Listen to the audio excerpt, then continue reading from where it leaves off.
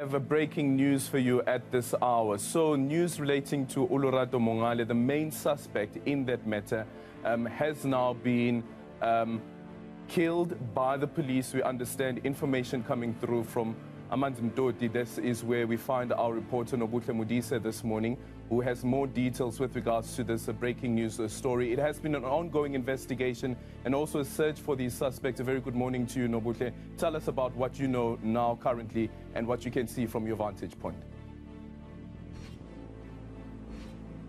A very good morning, Aldrin. So we're coming to you live from the south coast in Amanzimtot, where the main suspect in the Olorato Mongale case has been shot and killed during a shootout with police. Sibongiseni Ngubande is going to show you from my vantage point where we are at the moment and where the shootout took place. This is a residential complex here in Amanzimtot, and this is where we know that a suspect has been shot and killed. We know that police have been trailing and looking for 3 suspects with regards to this murder case. We know that it's Fezile Ngubane, Pilange Nkosi Makanya, as well as a 3rd suspect that was added later yesterday, Bongani Timkulu, and they've been sought by police following that murder on Sunday, where we know that Olorato Mongale's body was found in Lombardy West just 2 hours after she went missing. Also, how KwaZulu-Natal ties into this case is when we know that the car, the white VW Polo that we saw in several screenshots, was found at a panel beaters here in Phoenix. But we will give you more on this breaking news story at the top of 6, where we will be speaking to the Provincial Police Commissioner Nhlanhla Mkhwanazi. Indeed, Nhlanhla Mkhwanazi is making his way to the scene. He'll be speaking to Nobuhle. Came here, according to the person who's renting the place, he came here to come and rent the vehicle. And apparently he rented the vehicle in the past from the same guy. And he came here to rent the vehicle, but this guy said allegedly didn't give him a car because he had seen his photo on media that he was wanted for something. So he kept him here and he was interrogating, asking him why, what happened.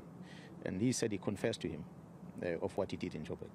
And then he wanted to commit suicide, and he didn't want to hand himself to the police. And so he spent the whole day with him.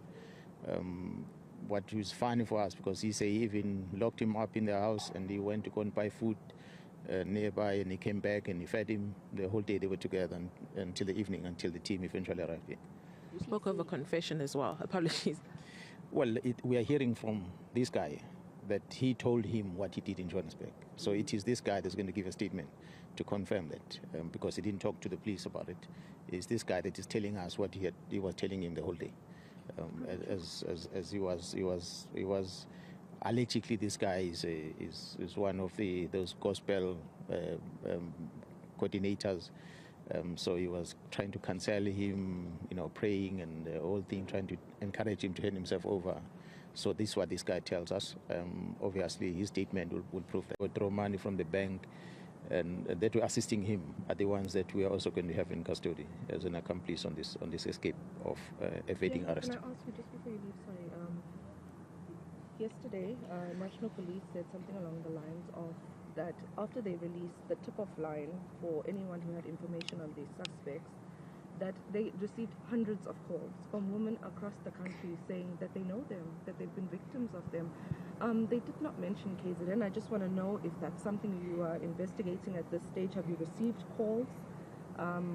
Yeah, please. Yeah, well, not less than over 90 calls that we've received as ACPS as a whole in the country.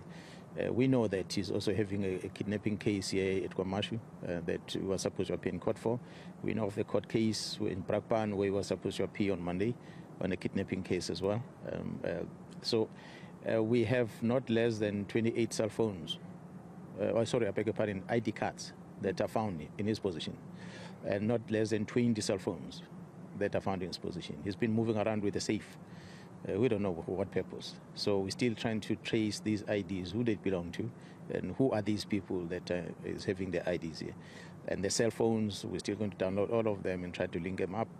We like to believe there's a lot of victims that are going to be involved with this guy.